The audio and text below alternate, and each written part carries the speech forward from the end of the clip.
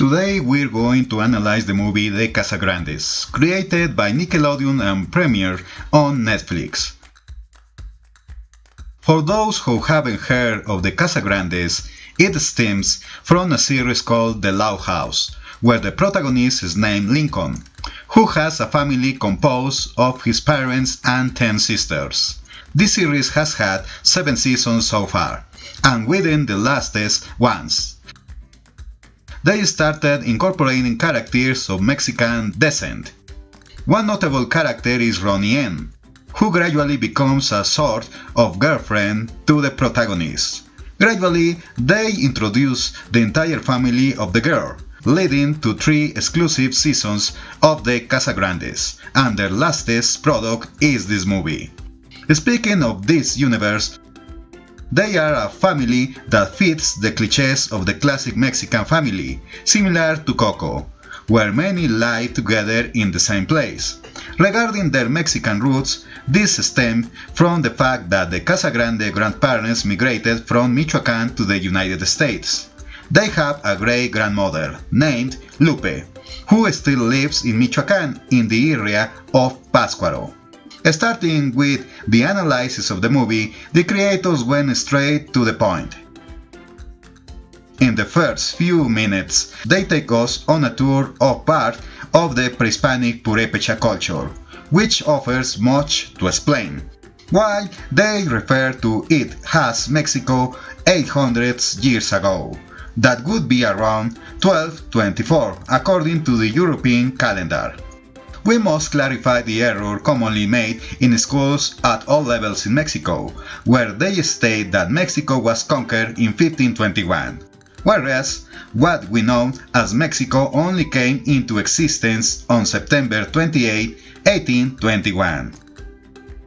Furthermore, it's unlikely that the Purépechas would have appreciated their land being called Mexico, especially due to their rival with the Mexicas.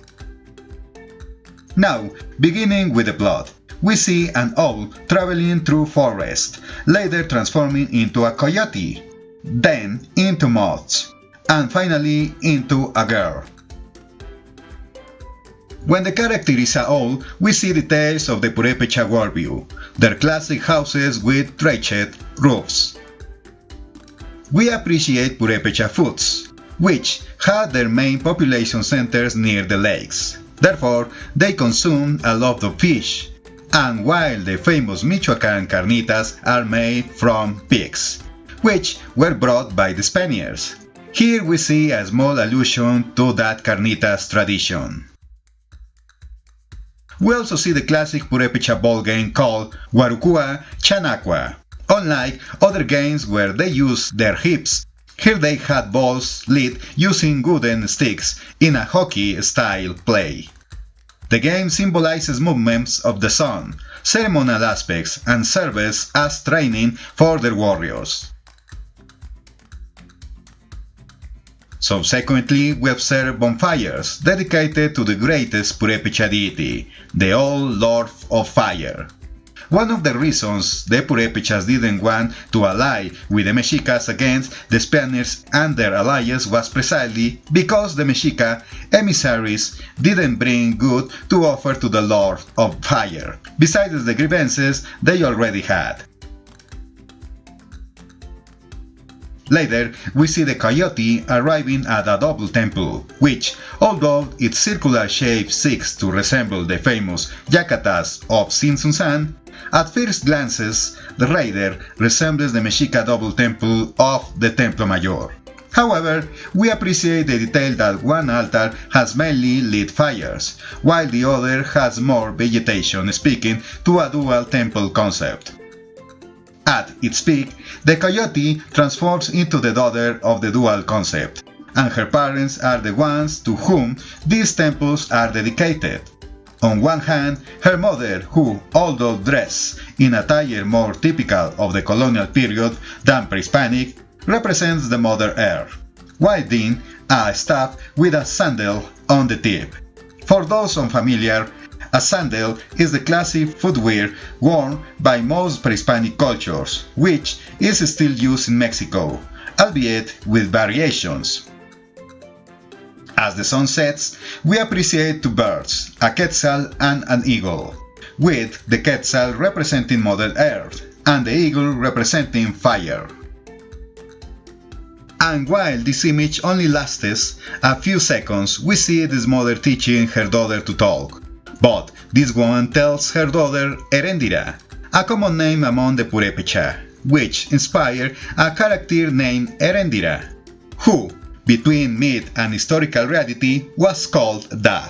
Myths refer to this Erendira as the leader of the Purepecha resistance against the Spaniards.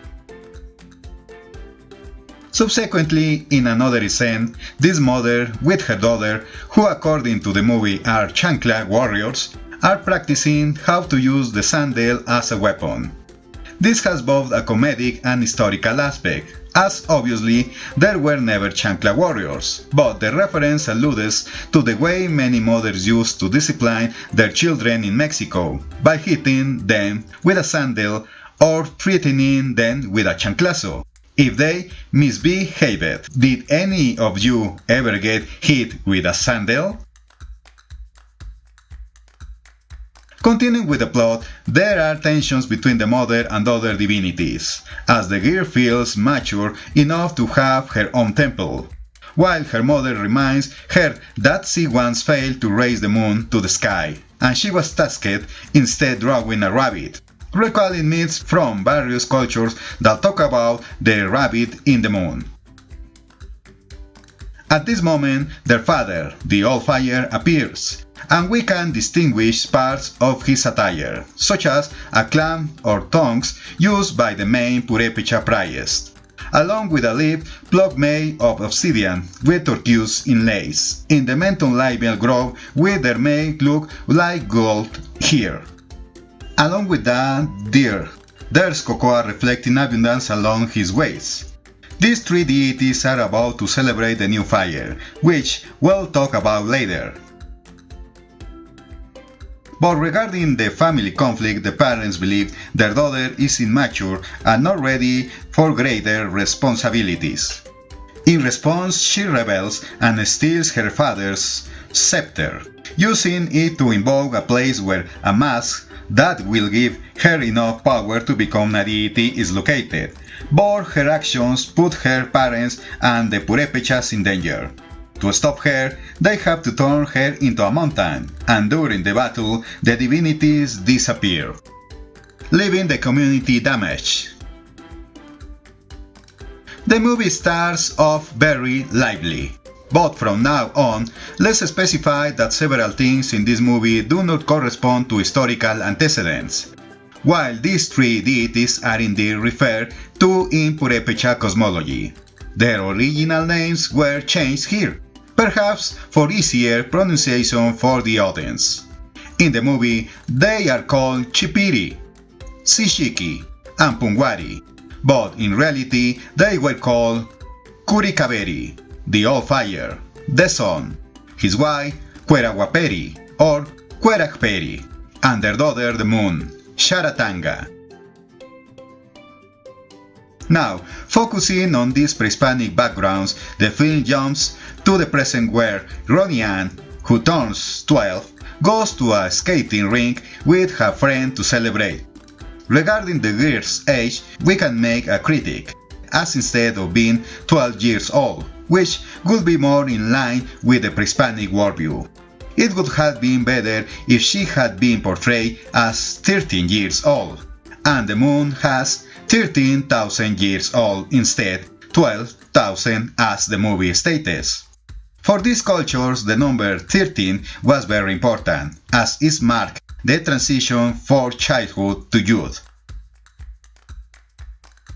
Returning to the plot, her mother calls her back to celebrate her birthday with the whole family, informing her that they will spend the entire summer in Mexico, visiting her grandmother Lupe in Michoacán. Another detail to highlight here is that her father visits his daughter in the classic Mexican style, where the father goes out for cigarettes and never returns, presumably because they divorce, a classic Mexican trope. But The father gives her a gift with the all-in or movement sign drawn on it, which, while a nice touch, doesn't have any significant meaning for the plot later on. Although the birthday girl doesn't like the idea of going to Mexico, they go anyway. Unfortunately, they are not kidnapped, disappear or stopped at a checkpoint by self-defense groups, narcos, or the National Guard. And even though they crash, they eventually reach Lake Pátzcuaro, where a plaque stated that the place is called Japunda, which requires several clarifications. Here, several symbols of Michoacán appear, starting with this island, which is not called Japunda, but Janitzio. Here, they call it Japunda, although the proper name is Japunda, which means lake or lagoon. Japunda appears in several Purepecha legends. In one, Japunda was a princess who turns into a heron, and in another legend, the origin of Lake Quetzal is discussed. Japunda, mourning the death of her beloved, gives rise to two rivers that eventually form Lake Quetzal.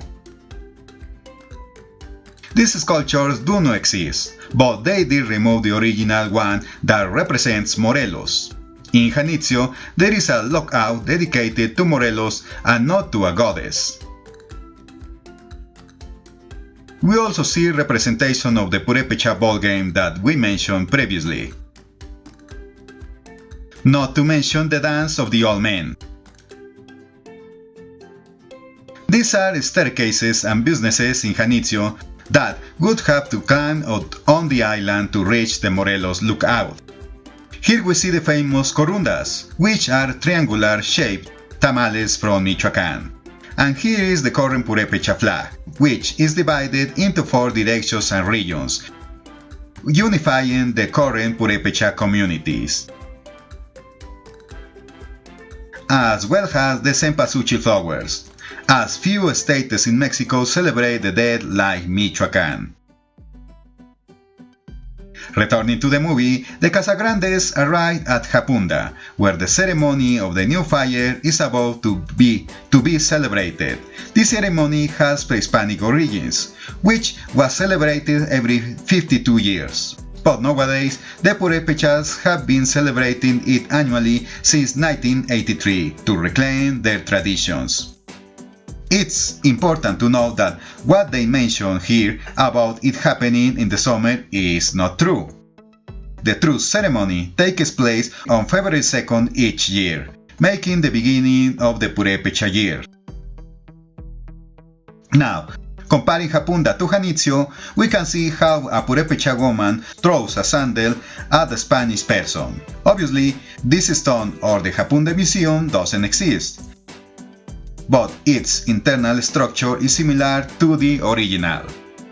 However, in the authentic one, there are paintings that only narrate Morelos' life and not the Purepecha cultures. Now, during their stay in Japunda, Ronnie Ann buys this obsidian piece, which will awaken the moon deity. Later, the Casagrandes meet with Grandma Lupe and all go to her private island.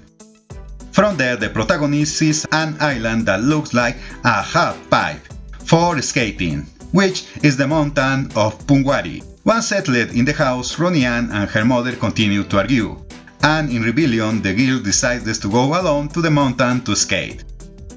And she does.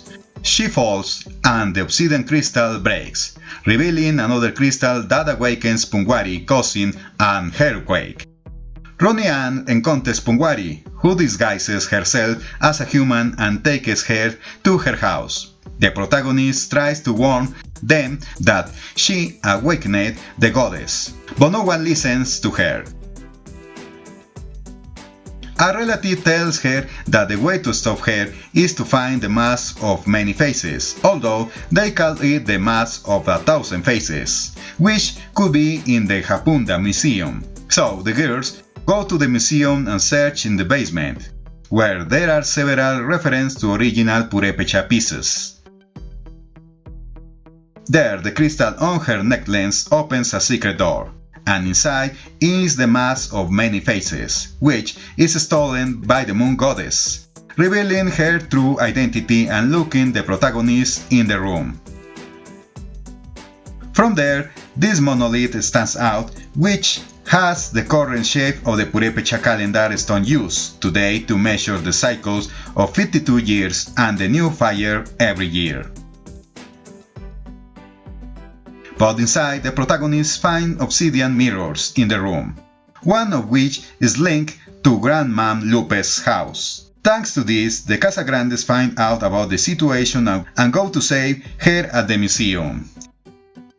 Here, there's an interesting detail when Grandma Lupe bet the parrot that it was a magic mirror, and since she won the bet, the parrot pays her with a coin that indeed resembles the current coins we use. Upon learning of the drama, everyone goes to the museum to rescue her in a plane adorned with carvings of Quetzalcoatl, and there the protagonist finds the scepter of the old fire, thus opening the door, and her relatives find the girl. As well as a codex, which they call a parchment, which speak of how the parents of the moon did not want to punish her. Instead, she awakened the lord of the Purepecha underworld, called Ukumu, and to prevent his advance, fire and her returned him to the underworld with their sacrifice, and their daughter returned to being a mountain. Unfortunately, to this day, there is no existing Pre-Hispanic Purepecha codex, as the most we have is the Relación de Michoacán. And well, the one that appears here is a mix of several cultures, as these signs and numerals speak of the Nahuatl computing system, not the Purepecha, but the effort is appreciated. With the Pungwari mask, she dries up the lake as is currently happening in reality and builds her temple. The protagonist travels with the help of birds to speak with her and convince her to change. She tells her that her parents protect her from the Lord of the Underworld, simultaneously creating the islands and Lake Pátzcuaro in the process, sacrificing themselves for her. But now the same thing was happening, and they had to stop Ukumu again. And just as her parents did, the Lord of the Underworld could only be stopped with a sandal strike that had the fire of her father. So the Casagrandes divided, some searching for the stone sandal and others for the fire that was in Grandma Lupe's house. A house that was the ancient temple of Curicavery. While the two girls try to stop Ukumu, the relatives searching for the magic fire find that the caretaker of the house, upon opening a secret passage leading to the fire, shouts the word Tangasoan. Tangasoan. This word means man who builds fortresses, and was the name of two Purepecha rulers called Casonsin.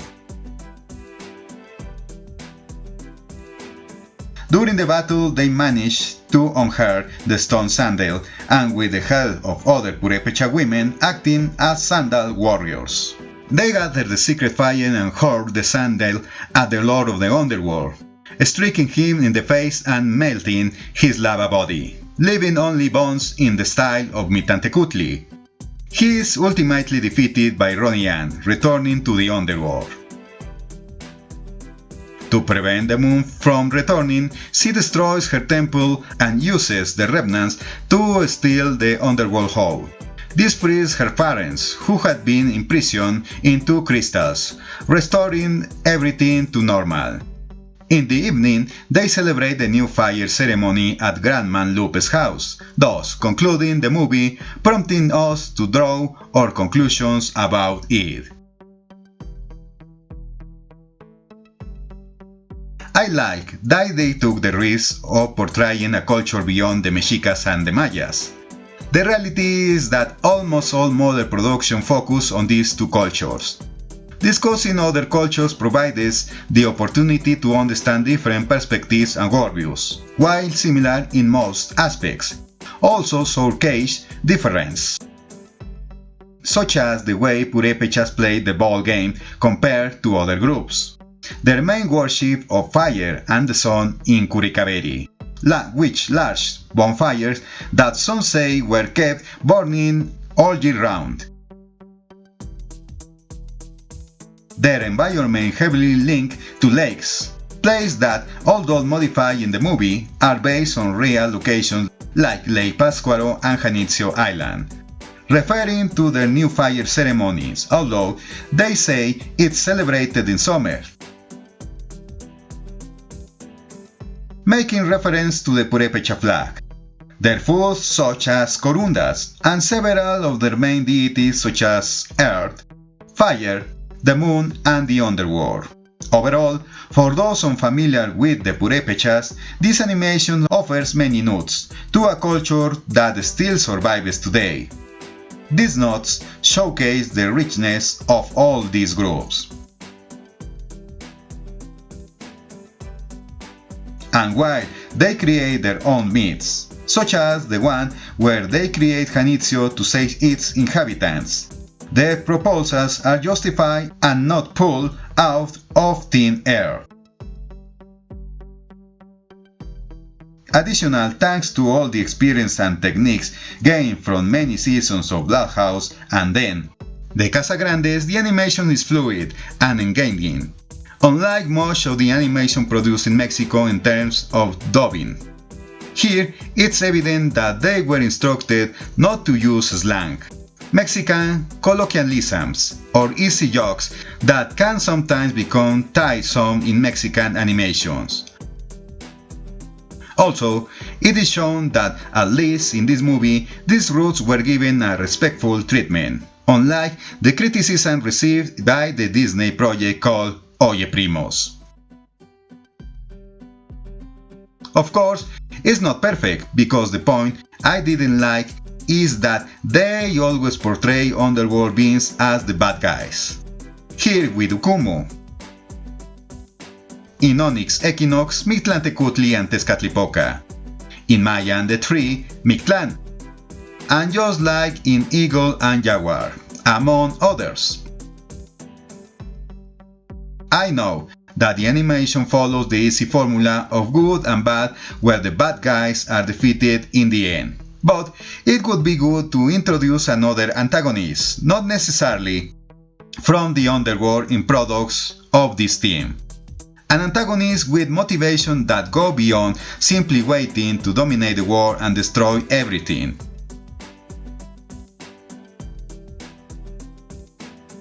Well, one aspect that saddened me is seeing how the Lake of Pátzcuaro is drying up, since, as seen in the animation, just last year I visited Michoacán, and I could see Lake Cuitzeo and Pátzcuaro drying up, as reported in recent weeks.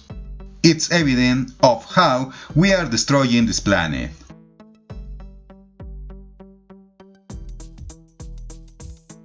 But well, I can conclude that I give this movie an 8 rating. I am aware that this product is aimed at the Mexican audience, as even Latinos in the United States might not be so interested in it. Additionally, outside of Mexico, many people won't understand the references to the Purepecha culture that appear in it. Heck, I even think there will be people who discover that the Purepechas exist with this movie. But despite not being perfect, as it also changes things to justify its plot, it does give a respectful treatment to the Purepecha culture, without falling into unnecessary exaggerations. It provides a product that, while entertaining, also brings things beyond the classic Mexicas and Mayas. Where in this video, we explain the references and part of the worldview they used to make this film. Now, tell me, what do you think? Do you want more animations like this? And what rating would you give to the Casagrandes?